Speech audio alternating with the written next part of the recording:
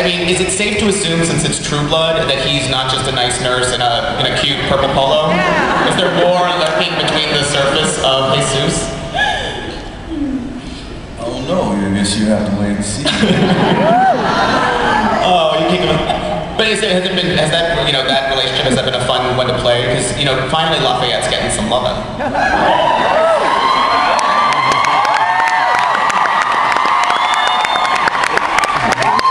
Yeah, I mean, normally any love making with Lafayette, there's a financial transaction. But it's good that you see the other side, to where the softer side of Lafayette, to where he's falling for somebody. That softer side. It's good planning. Yeah.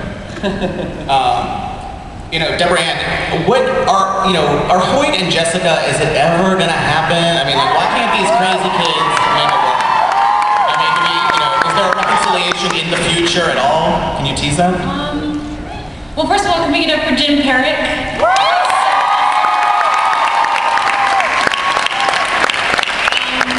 I mean, I always sort of thought that if I did my job, I would know that if everybody in the world fell in love with Hoyt Fortenberry. So if that's true, then I feel really good. But I think, particularly for young people, you have to kind of figure out who you are and learn to love yourself before you can love someone else, really, truly. And I think with the confusion right now of being a vampire, I don't know if Jessica loves herself very much. So we have to wait for that to happen first. She sort of had like a little bit of a